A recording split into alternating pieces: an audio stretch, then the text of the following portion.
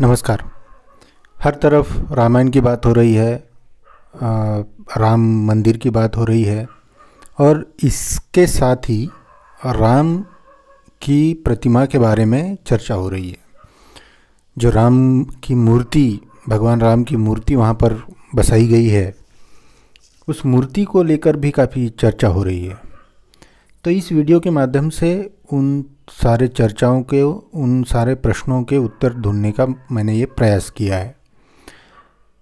तो हम सब देख रहे हैं कि वो मूर्ति काले पत्थर की बनी हुई है। काले पत्थर को हम कृष्णशिला भी कहते हैं। शिला का अर्थ होता है पत्थर। तो आज राम मंदिर में जो मूर्ति स्थापित हुई है वो कृष्णशिला की बनी हुई है।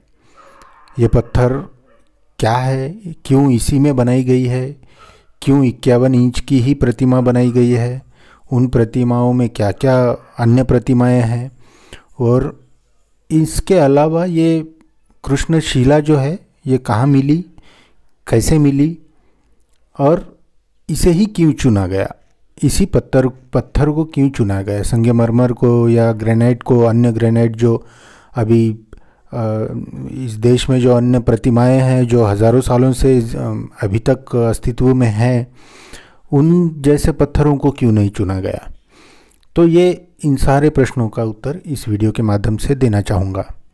तो सबसे पहला प्रश्न है कि कृष्णशिला पत्थर वास्तव में कैसे पाया गया। तो ये कृष्णशिला पत्थर जो है ये हर जगह नहीं मिलता है। ये कृष्णशिला पत्थर जो है ये कर्नाटक के मैसूर के हेग्गाडा देवनकोटे में पाया गया है। ये जो हेग्गाडा देवनकोटे आप नाम सुन रहे हैं, इसको HD कोटे भी कहा जाता है। ये एक तालुका है, एक ज़िले के अंतर्गत आता है। तो ये कर्नाटक में पाया गया, ये कर्नाटक में इसका लोकेशन है। तो ये HD कोटे जो तालुका है, इसके गुज्जे गौदानपुरा में एक खेत है, उस खेत में ये पत्थर पाया गया। इस खेत के मालिक का नाम है रामदास, और इन्होंने जैसे ही इनको ये पत्थर उस खेत में मिला, कृष्णशिला जो इनको मिली, तो इन्होंने अरुण योगीराज जो है, जिन्होंने राम मंदिर की जो राम की प्रतिमा है उसको तराशा है, उन्होंने बनाया है उसको। तो उनके पिताजी को इन्होंने बताया कि कृष्णशिला, क्योंकि ये अब प्रतिमाएं बनाते हैं, पत्थर की प्रतिमाएं बनाते हैं, तो ये हर जगह कांटेक्ट में रहते हैं ऐसे जगहों पर जहाँ पर विशेष पत्थरों का प्रावधान हो। तो इस वजह से ये जो खेत के मालिक है, मालिक रामदास, तो ये कांटेक्ट में आए अरुण योगीराज जी के पिताजी के, और उन्होंने बताया कि ये देखिए कि हमारा जो, और ये अरुण योगीराज आज के ही नहीं, इनके बहुत सारी पीढ़ियां जो है ये इसी काम में लगे हुए हैं। तो इस वजह से ये दक्षिण भारत में काफ़ी प्रचलित नाम भी है अरुण योगीराज। तो ये रामदास ने फिर उनको बताया, और फिर वहाँ से वो शिला जो है वो ली गई, वो वहाँ से फिर अयोध्या लाई गई और फिर वहाँ पर तराशा गया उसको। तो ये जो शिला है, इसका दूसरा प्रश्न उभर के आता है कि ये इसकी विशेषता क्या है, क्यों इसी को चुना गया, इसी पत्थर को क्यों चुना गया। पत्थर इसलिए क्योंकि ये जब इसका शिल्प बना, ये इस पत्थर का जब शिल्प बना तो वो भगवान हो गया। तो इसलिए अभी तो ये पत्थर है, तो इस पत्थर में ऐसी क्या विशेषता है कि इसको ही चुना गया, और काले रंग का ही क्यों चुना गया। वैसे भी भगवान राम को नीले रंग में दिखाया जाता है। तो पत्थर जो होता है काला होता है, लेकिन उसको काला नहीं बोलते, उसको कृष्णशिला बोलते हैं। तो कृष्णशिला, ये जो पत्थर होता है ये बहुत ही चिकना पत्थर होता है। उसकी जो सरफेस होती है वो बहुत ही स्मूथ सरफेस होती है, एकदम साफ़ होती है, क्लीन होती है, जिस वजह से फेस के जो एक्सप्रेशंस है वो बहुत अच्छे से आ जाते हैं उसमें। साथ ही कृष्णशिला जो है, इस पर एसिड, आग और धूल का कोई भी असर नहीं होता। ये इसकी बहुत अच्छी विशेषता है, क्योंकि ये बहुत ही हार्ड होता है, तो इस वजह से इसके ऊपर आग वगैरह का कोई भी असर नहीं होता।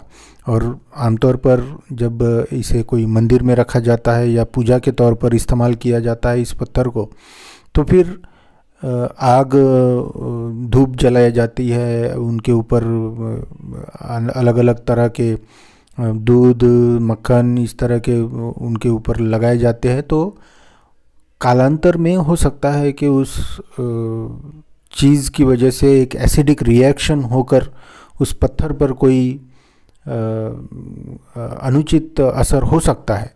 लेकिन कृष्णशिला एक ऐसा पत्थर है जिसके ऊपर आग, धूल और एसिड का कोई भी असर नहीं होता है। तो यह पत्थर वज़न में भी बहुत भारी है, इसलिए ये आसानी से मतलब क्योंकि ये बहुत ज़्यादा कॉम्पैक्ट होता है, हार्ड होता है, तो इस वजह से ये बहुत ज़्यादा वज़नी भी होता है, हार्ड होता है। जब खेत से अयोध्या लाया गया था तब भी ये कई टन का था। तो ये, और इसकी एक और विशेषता ये है कि ये लोहे से भी ज़्यादा मजबूत है। तो ये आप सोच सकते हैं कि जब इसके ऊपर नक्काशी की जाती है तो ये जो आप असर चाहते हैं शिला के ऊपर, जो आप नक्शीकाम करना चाहते हैं, जो आप इम्प्रिंट करना चाहते हैं उस पत्थर के ऊपर, वो एग्जैक्ट बनता है। और यही वजह है कि शिला पत्थर को चुना गया। इस पत्थर पर ना सिर्फ एसिड और जो केमिकल रिएक्शन ही नहीं होते, इसके ऊपर तो धूप, बारिश और बरसात और गर्मी, ठंड, दूध, घी, लौ किसी का भी प्रभाव इसके ऊपर नहीं पड़ता है। और अब क्योंकि ये एसिडिक रिएक्शन भी नहीं होता, इसके ऊपर मौसम का भी असर नहीं होता, तो इस वजह से ये तकरीबन कम से कम 1000 साल से भी ज़्यादा समय तक ये जैसा है उसी अवस्था में रह सकता है। 1000 साल तक, मतलब आज जो राम की प्रतिमा बनाई गई है ये कम से कम 1000 साल तक इसको किसी भी प्रकार का कोई भी नेचुरल या अननेचुरल हार्म जो है वो नहीं पहुंच सकता, अनलेस कि कोई फिज़िकल डैमेज किया जाए। इसके अलावा दूसरा कोई भी असर, क्योंकि ये लोहे से भी ज़्यादा मजबूत है, तो इस वजह से ये कोई भी असर इसके ऊपर नहीं होने वाला है और 1000 साल तक ये वैसे की वैसे ही प्रतिमा रहने वाली है। इसीलिए इस कृष्णशिला पत्थर को ही चुना गया है। अब पत्थर भी चुन लिया गया, अब उसके ऊपर नक्काशी भी की गई, राम की प्रतिमा भी बनाई गई। और इसके ऊपर क्या किया गया है, इस मूर्ति में और क्या क्या है, जो क्योंकि मैंने पहले ही कहा था कि राम की प्रतिमा बनाना शायद बहुत आसान हो, लेकिन उसके ऊपर जो अन्य प्रतिमाएं बनाई जाती हैं वो बहुत छोटी होती है। तो उसमें उस पत्थर की विशेषता होनी बहुत ज़रूरी है, क्योंकि उसमें जो छोटी छोटी बारीकियां की जाती है, नक्काशी की जाती है, और मुख्य प्रतिमा के जो एक्सप्रेशंस होते हैं उसी एक्सप्रेशन के बराबर या उतनी ही इफ़ेक्टिव एक्सप्रेशन छोटी प्रतिमाओं पर भी देना होता है। तो इस वजह से उस पत्थर की क्वालिटी बहुत ज़्यादा होना, बहुत ज़्यादा अच्छा होना बहुत ही ज़्यादा ज़रूरी है। और कृष्णशिला पत्थर से बेहतर पत्थर इंडिया में आज तक नहीं मिला। और क्योंकि ये राम मंदिर की बात थी तो पत्थर इंडिया से ही निकालना कंपलसरी था, क्योंकि ये हमारे देवता है, ये बाहर से पत्थर लाकर ये नक्काशी नहीं की जा सकती थी। तो इसके ऊपर क्या क्या और प्रतिमाएं हैं, तो सबसे ऊपरी हिस्से पर स्वस्तिक है, ओम है, चक्र है, गदा है और सूर्य अंकित किया गया है। ये सारे हिंदू धर्म के विशेष प्रतीक है, विशेष इनका औचित्य है। मूर्ति के बाएं ओर एक सुनहरा धनुष है जो बाद में लगाया गया है। सुनहरा इसलिए क्योंकि ये सोने से बना हुआ है। और दाहिने हाथ में फिर एक सुनहरा तीर भी है, क्योंकि भगवान राम का और धनुष का बहुत ज़्यादा गहरा संबंध है, चाहे वो उनकी शादी से हो या फिर रावण वध के लिए हो। भगवान राम के साथ तीर और कमान ये हमेशा साथ रहे हैं। तो इसलिए ये जो तीर और कमान है ये विशेष रूप से सुनहरा दिखाने के लिए सोने का बनाया गया है। इसके अलावा राम मूर्ति के बगल में विष्णु के दशावतार भी दिखाए गए। ये दशावतार कौन से हैं? मत्स्य है, कूर्म है, वराह है, नृसिंह है, वामन है, परशुराम है, राम है, कृष्ण है, बुद्ध है और कल्कि का अवतार भी इसमें उकेरा गया है। कल्कि का अवतार अभी तक आया नहीं है, लेकिन कल्कि किस युग में आने वाला है, किस युग में और किस प्रकार से आने वाला है, इसका भी जिक्र पुराणों में किया गया हुआ है। इसके साथ ही कुछ लोगों ने तो बुद्धों के इसमें क्यों शामिल किया गया है इसका भी एक चर्चा शुरू की गई है, लेकिन ये पुराणों के हिसाब से दशावतारों में इनको शामिल किया गया है, तो इसलिए इनको उस मूर्ति के ऊपर भी उकेरा गया है।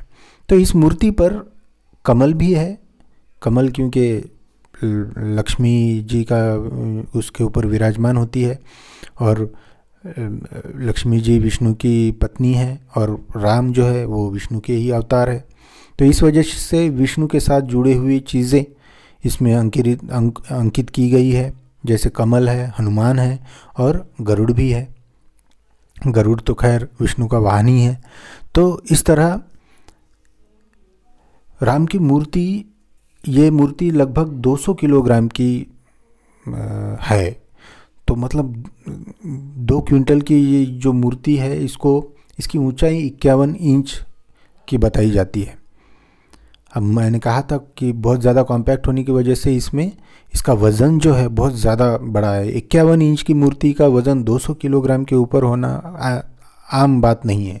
ये बहुत ही खास पत्थर है, इसलिए इसका वज़न जो है वो ज़्यादा यहाँ पर दिखाई दे रहा है। अब सबसे महत्वपूर्ण विषय ये है कि ये 51 इंच की ही मूर्ति क्यों है। मैंने बहुत डिबेट में सुना है कि इसका सही उत्तर कोई दे नहीं रहा था। तो इसका उत्तर ये है कि ये 51, एक तो 51 का जो आंकड़ा है, जो संख्या है, वो हिंदू धर्म में बहुत शुभ माना जाता है, पहली बात तो ये है। लेकिन इस वजह से इसको 51 इंच का नहीं बनाया गया है। भारत में 5 साल का जो बच्चा होता है उसकी आमतौर पर जो हाइट होती है वो 51 इंच के करीब होती है, और ये जो राम की मूर्ति है ये 5 साल के राम लला की मूर्ति है। ये प्रौढ़ राम, भगवान राम की मूर्ति नहीं है। ये वो राम नहीं है जिसने लंका दहन किया है, ये या लंकेश्वर को जीता है, या लंकाधिपति का वध किया है। ये वो राम भी नहीं है जिन्होंने सीता के साथ विवाह किया है। ये वो राम भी नहीं है जिनके भक्त हनुमान हैं। ये वो राम भी नहीं है जिन्होंने 14 साल का वनवास भी सहन किया है। ये 5 साल के राम लला है, यहाँ पर ध्यान में रहे। तो आमतौर पर इंडिया में 5 साल के जो लड़के होते हैं उनके हाइट जो होती है, वो लंबाई जो होती है वो 51 इंच की होती है। तो इसी वजह से इस मूर्ति को भी 51 इंच की मूर्ति के रूप में बनाया गया है। तो मंदिर के मुख्य भाग में स्थापित की जाने वाली ये 51 गर्भगृह में जो स्थापित की गई है, ये मूर्ति 51 इंच की मूर्ति है। तो आशा करता हूँ राम मूर्ति के संदर्भ में जो भी प्रश्न आपके मन में आए होंगे, ये वीडियो उन सारे प्रश्नों का जवाब दे चुका होगा। इसके साथ ही जो एग्ज़ाम्स में आमतौर पर जो करंट अफेयर्स होते हैं, कई सारे एग्ज़ाम्स होते हैं, उन एग्ज़ाम्स के लिए मद्देनज़र भी, क्योंकि ये पत्थर और उसकी खासियत ये भी पूछा जा सकता है। हालांकि धार्मिक प्रश्न नहीं होते किसी भी एग्ज़ाम में, लेकिन फिर भी पत्थर की क्वालिटी, पत्थर कहाँ से मिलते हैं इस प्रकार के पत्थर, और कहाँ पर ये इसकी खासियत होती है, क्योंकि दक्षिण भारत में और भी अन्य प्रकार के कई पत्थर है। तो उन पत्थरों की विशेषताएं क्या हैं, उस संदर्भ में भी करंट अफेयर्स के जो विद्यार्थी हैं उनको भी ये वीडियो मदद करेगा, ऐसे आशा करता हूँ। अगले वीडियो में मिलता हूँ। धन्यवाद।